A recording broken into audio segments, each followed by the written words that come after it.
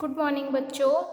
आज अपन पढ़ेंगे class 9th का गद्य पाठ से चैप्टर 2 क्षितिज बुक से। इसमें एक यात्रा का वर्णन दे रखा है और ये जैसे राहुल सांस्कृत्यायन जो है वो एक निर्देशक है, यानी जिन्होंने ये चैप्टर लिखा है और उन्होंने एक किस तरह से यात्रा की पूरी यात्रा का इसके अंदर उन्होंने क्या दिया, वृतांत दिया है। और जिस तरह से वो कहाँ के रहने वाले थे, राहुल सांस्कृत्यायन का जन्म जो हुआ था सन 1893 में उनके ननिहाल गांव पंदहा जिला आजमगढ़ में हुआ। उनका पैतृक गांव कनेला था। उनका मूल नाम केदार पांडे था। उनकी शिक्षा काशी, आगरा और लाहौर में हुई। सन 1930 में उन्होंने श्रीलंका जाकर बौद्ध धर्म ग्रहण कर लिया। तब से उनका नाम राहुल सांकृत्यायन हो गया। राहुल जी पाली, प्राकृत, अपभ्रंश, तिब्बती, चीनी, जापानी, रूसी सहित अनेक भाषाओं के जानकार थे। उन्हें महापंडित कहा जाता था। सन 1963 में उनका देहांत हो गया था। राहुल सांस्कृत्यायन ने उपन्यास, कहानी, आत्मकथा, यात्राव्रत, जीवनी, आलोचना, शोध आदि अनेक विधाओं में साहित्य सृजन किया। इतना ही नहीं, उन्होंने अनेक ग्रंथों का हिंदी में अनुवाद भी किया। मेरी जीवन यात्रा, 6 भाग, दर्शन, दिग्दर्शन, 22वीं सदी, वोल्गा से गंगा, भागो नहीं दुनिया को बदलो, दिमागी गुलामी, घुमक्कड़ शास्त्र उनकी प्रमुख कृतियां हैं। साहित्य के अलावा दर्शन, राजनीति, धर्म, इतिहास, विज्ञान आदि विभिन्न विषयों पर राहुल जी द्वारा रचित पुस्तकों की संख्या लगभग 150 है। राहुल जी ने बहुत सी लुप्तप्राय सामग्री का उद्धार कर अत्यंत महत्वपूर्ण कार्य किया। यात्रा व्रत लेखक में राहुल जी का स्थान अन्यतम है। उन्होंने घुमक्कड़ी का शास्त्र रचा। उन्होंने उससे होने वाले लाभों का विस्तार से वर्णन करते हुए मंजिल के स्थान पर यात्रा को ही घुमक्कड़ का उद्देश्य बताया। घुमक्कड़ी से मनोरंजन, ज्ञानवर्धन और अज्ञात स्थानों की जानकारी के साथ साथ भाषा एवं संस्कृति का भी आदान प्रदान होता है। राहुल जी ने विभिन्न स्थानों के भौगोलिक वर्णन के अतिरिक्त वहाँ के जनजीवन की सुंदर झांकी प्रस्तुत की है। मतलब जो राहुल जी जो निर्देशक थे, उन्होंने क्या किया है कि यात्रा व्रत ज़्यादा उन्होंने लिखे और उनकी घुमक्कड़ी प्रवृत्ति बहुत ज़्यादा थी। संकलित अंश राहुल जी प्रथम तिब्बत यात्रा से लिया गया है, जो उन्होंने सन 1929 से 30 में नेपाल के रास्ते की थी। उस समय भारतीयों को तिब्बत यात्रा की अनुमति नहीं थी, इसलिए उन्होंने यात्रा एक भिखमंगे के छद्म वेश में की थी। कहने का मतलब वो अपने भारतीय लोगों को तिब्बत यात्रा की अनुमति नहीं थी, लेकिन उन्होंने इस यात्रा को कैसे किया, एक भिखमंगे का वेशभूषा धारण की और भिखमंगे के रूप में उन्होंने यात्रा की थी। इसमें तिब्बत की राजधानी लहासा की ओर जाने वाले दुर्गम रास्तों का वर्णन उन्होंने बहुत ही रोचक शैली में किया है।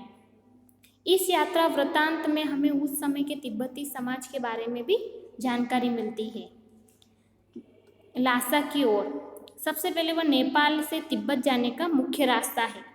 फरी कलीटपोर्ट का रास्ता जब तक नहीं खुला था तो नेपाल ही नहीं, हिंदुस्तान की भी चीज़ें इसी रास्ते तिब्बत जाया करती थी। वह व्यापारिक ही नहीं, सैनिक रास्ता भी था। मतलब यहाँ से सैनिक लोग भी गुजरते थे, इसलिए जगह जगह फौजी चौकियाँ और किले बने हुए थे। सैनिकों के रहने के लिए जो जगह जगह फौजी चौकियाँ बनी होती है और कुछ किले भी बने हुए थे उसी रास्ते पर, जिनमें कभी चीनी पलटन रहा करती थी। जो चीनी फौजी थे वो वहाँ पे आके रहा करते थे। आजकल बहुत से फौजी मकान गिर चुके हैं। जो मकान पहले बने हुए थे वो आजकल उस रास्ते में सब गिर चुके, खंडर बन चुके। दुर्ग के किसी भाग में जहाँ किसानों ने अपना बसेरा बना लिया वहाँ घर कुछ आबाद दिखाई पड़े। ऐसा ही परित्यक्त के एक चीनी किला था। हम वहाँ चाय पीने के लिए ठहरे। एक चीनी किला बना हुआ था, वहाँ पे वो लोग जो यात्रा कर रहे थे वो सब वहाँ पे लेखक वगैरह और उनके साथ में बहुत सारे यात्री थे, वो वहाँ पे चाय पीने के लिए रुके थे। तिब्बत में यात्रियों के लिए बहुत सी तकलीफ़ें भी है और कुछ आराम की बातें भी है। वहाँ जाति पाति छुआछूत का सवाल ही नहीं है और नहीं औरतें पर्दा करती है। वहाँ की औरतें कोई पर्दा भी नहीं करती, वो छुआछूत जैसी कोई भी जाति पाति का सवाल ही नहीं है। बहुत निम्न श्रेणी के भिखमंगों को लोग चोरी के डर से घर के भीतर नहीं जा आने देते, नहीं तो आप बिल्कुल घर के भीतर चले जा सकते हैं। चाहे आप बिल्कुल अपरिचित हो तब भी घर की बहू या सासू को अपनी झोली में से चाय दे सकते हैं। वह आपके लिए उसे पका देगी, मक्खन और सोडा नमक दे दीजिए। वह चाय चौड़ी में कूटकर उसे दूध वाली चाय के रंग की बना के मिट्टी के टोटीदार बर्तन में रख के आपको दे देगी। यदि बैठक की जगह चूल्हे से दूर है और आपको डर है कि सारा मक्खन आपकी चाय में नहीं पड़ेगा तो आप खुद जाकर चौड़ी में चाय मथकर ला सकते हैं। चाय का रंग तैयार हो जाने पर फिर नमक मक्खन डालने की ज़रूरत होती है। वहाँ पे चाय अलग टाइप से बनती है। परित्य के चीनी किले में जब हम चलने लगे तो एकदम एक आदमी राहदारी मांगने आया। हमने वह दोनों चीटें उसे दे दी। शायद उसी दिन वह हम थोड़ला के पहले के आखिरी गांव में पहुंच गए। यहाँ भी सुमति के जान पहचान के आदमी थे और भिखमंगे रहते भी ठहरने के लिए अच्छी जगह मिली। 5 साल बाद हम इसी रास्ते लौटे थे और भिखमंगे नहीं, मतलब उन्होंने 5 साल पहले वो यात्रा की थी और फिर 5 साल बाद वापस उसी रास्ते पर लौटे थे। तो वो एक भिखमंगी वेशभूषा में नहीं थे, एक भद्र यात्री के वेश में थे।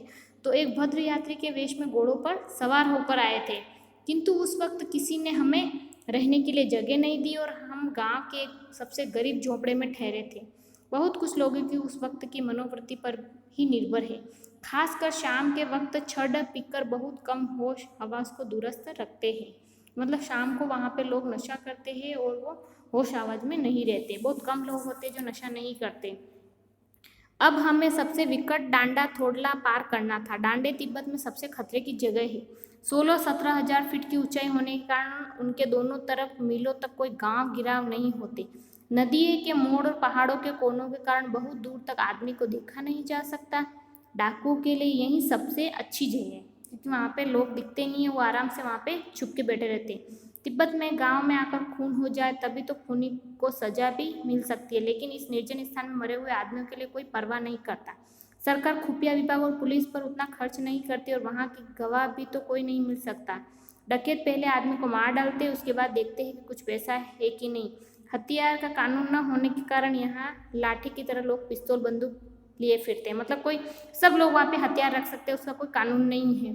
आजकल तो लाइसेंस के बिना हथियार नहीं रखे जाते, लेकिन उस टाइम पे बिना लाइसेंस के भी सब लोग आराम से बंदूक वगैरह पिस्तौल रख सकते थे। इसलिए सबके पास कुछ न कुछ साधन होता था। डाकू यदि जान से न मारे तो खुद उसे अपने प्राणों का खतरा है।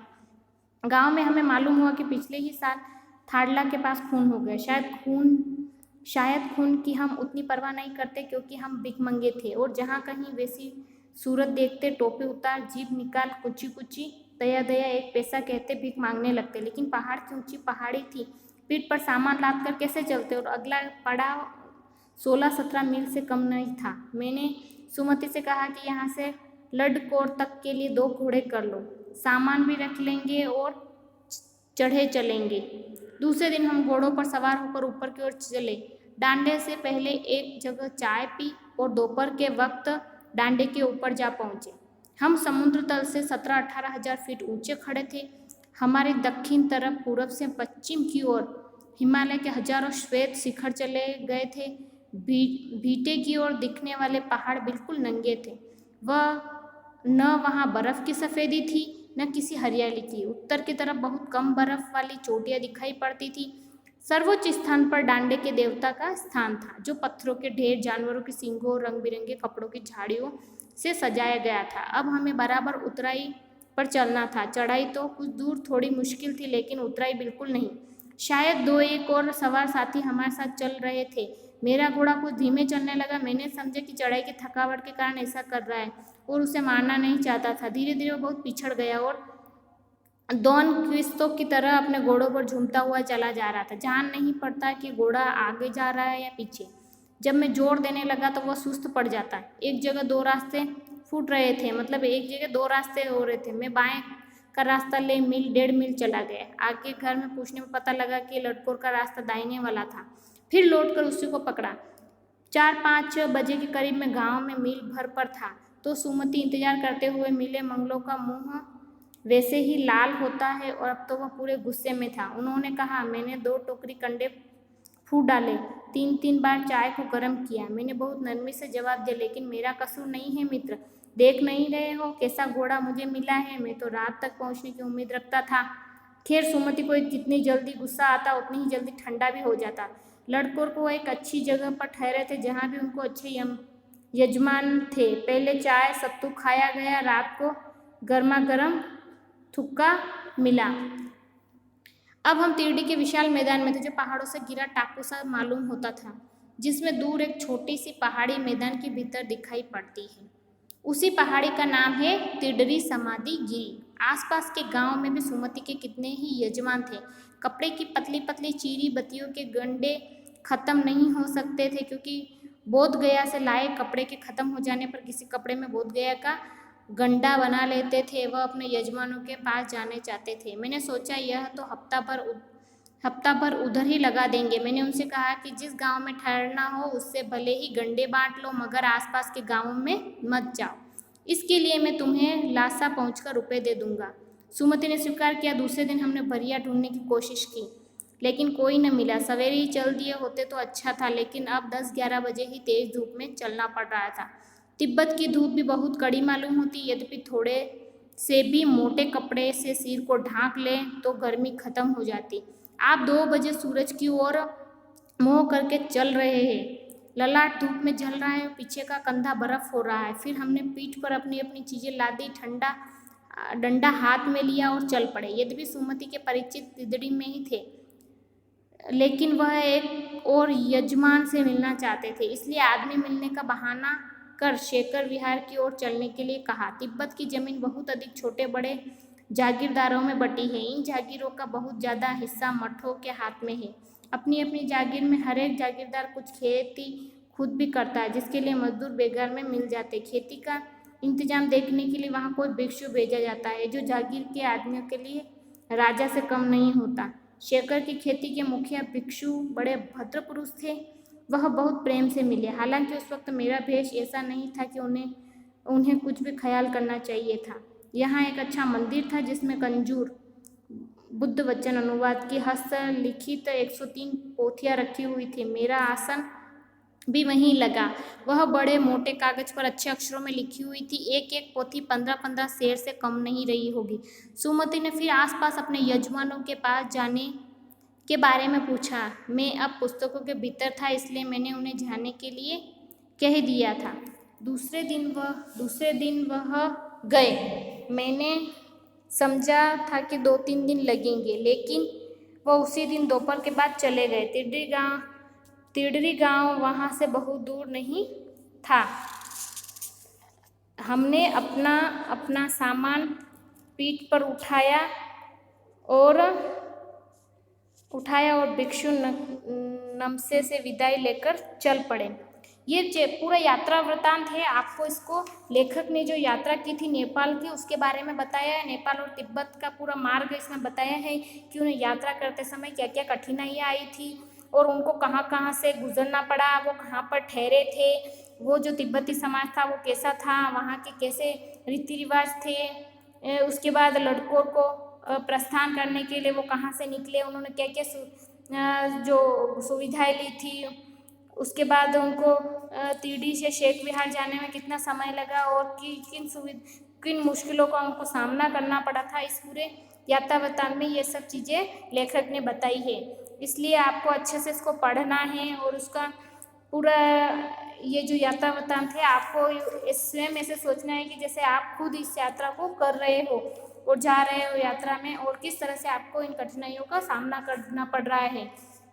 इस तरह से इसमें पूरी यात्रा ने लेखक ने बहुत अच्छे से बताई है और उन्होंने हर एक मुश्किलों का सामना भी किया और इस तरह से वो आगे बढ़ते रहे और उन्होंने तिब्बत की हर एक जो वहाँ के रूल्स वगैरह होते हैं, उनके रिवाज किस तरह के रिवाज होते हैं, वहाँ छुआछूत की भावना नहीं होती है, कैसे ओपन माइंडेड लोग होते हैं, ये सब इस चैप्टर के अंदर उन्होंने बताया है। आप इस चैप्टर को अच्छे से पढ़ के अगर आपने कोई इस तरह की यात्रा की हुई हो तो आप भी अपनी इस यात्रा वृत्तांत को अपनी कॉपी में अपनी भाषा में लिख सकते हैं।